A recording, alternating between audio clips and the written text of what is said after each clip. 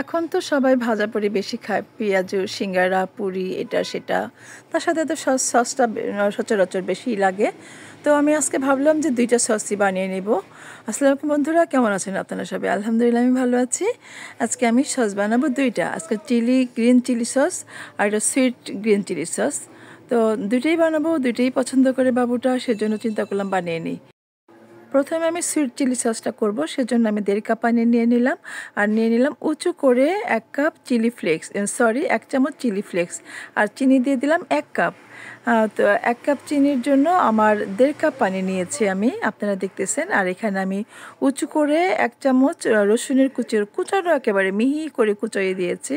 ওইভাবে কুচিয়ে দেবেন আপনারা যখন করবেন, যেন বড় না হয় রসুনের দানাটা। আর এখানে দিয়ে দেব ১ কাপের চেয়ে একটু কম ভিনেগার। ভিনেগারটা ১ কাপ দিলেও পারেন বা ১ কাপের চেয়ে একটু কম নিলেও হয়। ভিনেগারটা দিয়ে দিলাম। এখন আমি এটাকে ভালো করে নেড়ে মিশিয়ে নিব। চিনিটাকে আমি গলিয়ে দেবো ভালো করে। এটা কিন্তু হতে সময় লাগে না, ৫-৭ মিনিট হলেই হয়ে যায়। ৫ মিনিট আমি এটা জাল দিব, তারপর কর্নফ্লাওয়ার দিয়ে আমি আবার ২ মিনিটের মতো জাল দিব। এখন আমি দিয়ে দিলাম এখানে একটু সয়া সস। সয়া সসটা দিলে টেস্ট বেড়ে যায়। যদি সয়া সস হাতের কাছে না থাকে, সেক্ষেত্রে আপনারা কিন্তু একটু টেস্টিং সল্ট দিয়ে দিতে পারেন। এখানে আমার একটু টমেটো কেচাপ ছিল, সেটাও দিয়ে দিলাম। কালারটা যেন একটু লালচে কালার হয় সেজন্য। তো সুন্দর করে এটাকে আমি মিশিয়ে নিচ্ছি। মিশিয়ে নিয়ে আমি জাল করতে থাকবো। আপনারা এইভাবে জাল করবেন ৫ মিনিটের মতো। জাল হয়ে গেলে একটু লবণ লাগবে, দেখে লবণ কিন্তু স্বাদ মতো দিবেন, পরিমাণ মতো দিবেন। এখানে লবণ বেশি হলেও ভালো লাগবে না, কম হলেও ভালো লাগবে না। যে লবণটার প্রতি খেয়াল রাখবেন। লবণ কম হলে কিন্তু আপনার সসটা একটু লাগবে, কি পানসা পানসা লাগবে, ভালো লাগবে না। আমার কিন্তু প্রায় ৫ মিনিটের মতো জাল হয়ে গেছে। সরি, আমি না কর্নফ্লাওয়ারটা আমার স্কিপ করে গেছে, আমি আসলে ভিডিওটা হয়নি। কর্নফ্লাওয়ারটা দেওয়ার পরে টেক্সচারটা এরকম আসছে, দেখেন কত সুন্দর। আমার কিন্তু খুব ভালো লাগছে, সুন্দর হয়েছে, কালারটাও সুন্দর হয়েছে মোটামুটি। আর সরি, আমি আসলে এখানে আরেকটু টেস্টিং সল্টও দিয়েছিলাম। আমার বাবু বলছে একটু টেস্টিং সল্ট দাও দাও দাও।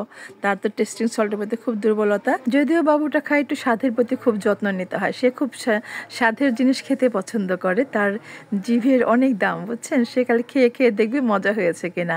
আমি একটু বিট নুন দিয়ে দিয়েছি, বিট নুন কিন্তু খুব ভালো লাগে দিলে। হ্যাঁ, অল্প করে দিয়েছি, যাতে একটা স্মেলটাও ভালো থাকবে, স্বাদের একটু হেরফের হয় আর কি। যেহেতু বাসায় বানাবো, একটু করে দিলাম, সমস্যা কোথায়। কিন্তু অনেক টেস্টি হয়েছে। আমি খেয়ে দেখলাম, আমার মোটামুটি আমার খুব ভালো লাগছে। আমার কিন্তু এটা হয়ে গেছে। এখন আমি এটা নামিয়ে নিব। এদিকে আমি এখানে ৬ পিস কাঁচা মরিচ, বড় বড় যেটা আর কি, লম্বা লম্বা, সেটাকে আমি ব্লেন্ড করে নিলাম ১ কাপ পানি দিয়ে। আর এখানে আমি মনে করেন যে ১ কাপ সিরকা দিব, তারপর আবার এখানে ১ কাপ চিনি দিব, আবার সয়া সস দেবো। এইভাবে কিন্তু একটু লিকুইডটা বেড়ে যাচ্ছে। তো আমি লবণটা পরিমাণ মতো দিয়ে দিলাম। আর দিয়ে দিলাম রসুন কুচানো উঁচু করে ১ চামচের মতো। আপনারাও এভাবেই দিবেন, আর মেজারমেন্ট ঠিক থাকলে কিন্তু টেস্ট ঠিক থাকে। চিনি দিয়ে দিলাম ১ কাপের মতো। আপনারা যদি কম বেশি খান, সেটা ইচ্ছা করে কমিয়ে নিতে পারেন। যদি মনে করেন যে এত চিনি খাবেন না, হালকা চিনি খাবেন, তবে যেই পরিমাণটা মেজারমেন্টটা বলেছি, এটা কিন্তু ঠিকঠাক বলেছি। দিয়ে দিলাম ১ কাপের মতো সিরকা, ভিনেগার।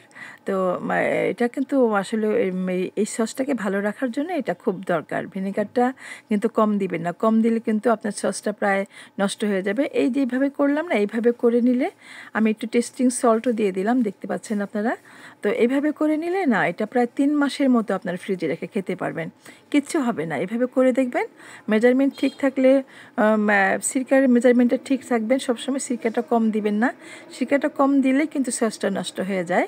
সিরকাটা চেষ্টা করবেন ১ কাপ দেওয়ার মতো। আমার মোটামুটি মেশানো হয়ে গেছে। আর এই সসটা কিন্তু করতে তেমন একটা সময় লাগে না, ৫ থেকে ৬ মিনিট, ৭ মিনিট, বড় জোর 8 মিনিট সময় লাগবে। আমার এটা প্রায় হয়ে গেছে। আমি কর্নফ্লাওয়ার দিয়ে ২ মিনিট নাড়াচাড়া করে নামিয়ে নেব। সুন্দর একটা কালার আসছে। সরি, আমি কিন্তু মাঝখানে একটু ফুড কালার দিয়েছি, ১ ফোঁটা পরিমাণ গ্রিন কালারটা দিয়েছি। এটা লাইট ফুড কালার ছিল। ডিপ ফুড কালারটা দিলে হয়তো আরও সবুজ হয়ে যেত। আমার ফুড কালারটা লাইট ফুড কালার ছিল। আমি ১ চিমটি দিয়েছি, ১ ফোঁটার মতো দিয়েছি। সুন্দর একটা কালার হয়েছে। সবুজ জিনিস তো, একটু সবুজ হলে ভালো লাগে, এটা মনে করে আমি দিলাম। আপনারা যদি চান দিবেন, না চাইলে না দিবেন, কোনো সমস্যা নেই। দেখেন এরকম হয়েছে। মোটামুটি সব কিছু জাল হয়েছে, সুন্দর একটি স্মেল পাওয়া যাচ্ছে, খুব ভালো লাগছে। কাঁচামরিচের একটি স্মেল আছে কিন্তু ভালো লাগছে।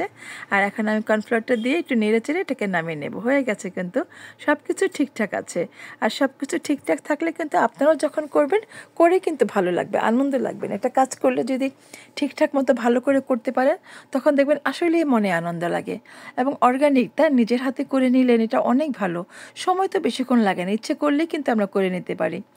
এই ইচ্ছাটাই কিন্তু বড় কিছু। আপনি একটু ভালো কিছু করে খাওয়াবেন, আপনার পরিশ্রমটার ইচ্ছাটা, আর কিছু না। এইসব জিনিসপত্র আমাদের সবার ঘরেই থাকে, ইচ্ছা করলে কিন্তু আমরা করে নিতে পারি, এটা কোনো ব্যাপার না। আমার এটা কিন্তু হয়ে গেছে, দেখেন টেক্সচারটা কেমন আসছে।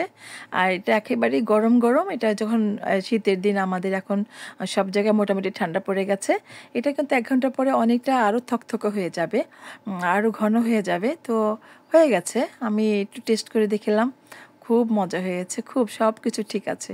আমি তো হুট করে একটু মুখে দিয়ে দেখলাম, আমার বাবুতে বলছে এইভাবে খাও কেন। তো মোটামুটি কিন্তু হয়ে গেছে সুন্দর। আপনারা এইভাবে করে খাবেন। আমার ভিডিওটি যদি ভালো লাগে প্লিজ আমার চ্যানেলটি সাবস্ক্রাইব করে দিবেন এবং পাশে থাকা বেল আইকনটি প্রেস করে দিবেন, যাতে যখনই আমি নতুন কোনো ভিডিও আপলোড করব সেটার নোটিফিকেশন আপনাদের কাছে পৌঁছে যাবে। ফাইনাল লুকটা দেখেন তো কেমন হয়েছে। করে খাবেন, ছোট্ট করে একটু কমেন্ট করে বলবেন আমাকে কেমন হয়েছে।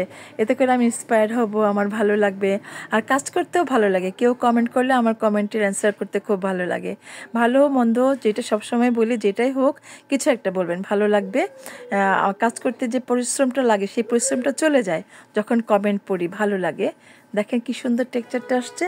এখনও কিন্তু গরম আছে, একটু ঠান্ডা হলে আমি 2টা বোতল, পুরনো বোতল ছিল সেটাকে আমি ধুয়ে শুকিয়ে নিয়েছি। আমি আগের দিনে ধুয়ে রেখেছিলাম বোতল দুটাকে, সুন্দর শুকিয়ে গেছে। শীতের দিন তো টেনে যায় বোতলটা, তো আমি ওইটাতে ঢেলে নিব। এটা একটু ঘন হয়েছে বেশি, দেখেন। এখানে আমি 1 কাপ পানি দিয়েছিলাম, আর রেড চিলি সস যেটা সেটাতে আমি 1.5 কাপ পানি দিয়েছিলাম। মেজারমেন্ট কিন্তু সব কিছুর মধ্যে এক আছে, কিন্তু এটার মধ্যে 1 কাপ দাতে একটু ঘন হয়েছে, ওইটাতে 1.5 কাপ দাতে ওইটার লিকুইডটা ঠিক আছে। এটা খেয়ে ফেলবো, খাওয়া হয়ে যাবে, এটা থাকবে না।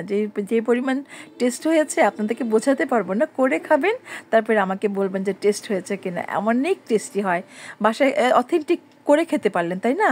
এইটা বাইরে কিনতে গেলে আপনার প্রায় 300 টাকা 400 টাকা খরচ হয়ে যাবে। আর আমার মাত্র কত খরচ হলো? বড় জোর 2টা আইটেমে আমার 50 টাকা খরচ হয়েছে, বলেন। আর কতটা সাশ্রয়ী, তাই না? নিজের হাতে করা কতটা ভালো লাগে। যাই হোক, সবাইকে যারা এতক্ষণ আমার ভিডিওটি দেখলেন সবাইকে অনেক ধন্যবাদ জানাই, অনেক ভালোবাসা দিই। আপনারা পাশে আছেন, আপনারা এই পর্যন্ত আমাকে নিয়ে এসছেন। আমি অনেক দূর চলে এসেছি। দেখেন আমার এই যে বোতলগুলো পুরানো সেটা দেখালাম আপনাদেরকে, না তো ভাববেন যে এটা আমি করেছি কিনা। সেজন্য দেখেন পুরনো বোতলের মধ্যে আমি রং দিয়ে রেখেছি, 2টার মধ্যে কালার করে রেখেছি চিনতে পারার জন্য, যাতে আমি চিনতে পারি কোনটা কোন বোতলের মুখ। সেজন্য এই করগুলোকে আমি এই জন্য মার্ক করে রেখেছি। আর দেখেন আমার এটাতে আসলে মানে খুব ভালো লাগছে করে, কি বলবো আপনাদের কাছে। সবাই আমার ভিডিওটি দেখলেন যারা, তারা একটু করে খাবেন, আমাকে বলবেন কেমন হয়েছে। এতে করে আমার ভালো লাগবে, যে কষ্ট করে করি। এই যে আপনারা যে একটুখানি দেখবেন, একটু সাপোর্ট দিবেন, ভালোবাসা দিয়ে এগিয়ে নিয়ে যাবেন, এই আশাই করি যে আপনারা পাশে আছেন, পাশে থাকবেন। আপনার জন্য অনেক আমার দোয়া থাকলো, আর আমাকেও দোয়া করবেন। যদি নতুন কিছু দেখতে চান সেক্ষেত্রে আমাকে একটু জানাবেন যে কি দেখতে চান, আমি অবশ্যই সেটা করে দেখাবো। আবার দেখা হবে নতুন কোনো ভিডিও নিয়ে। সে পর্যন্ত সবাই ভালো থাকেন। আল্লাহ হাফিজ।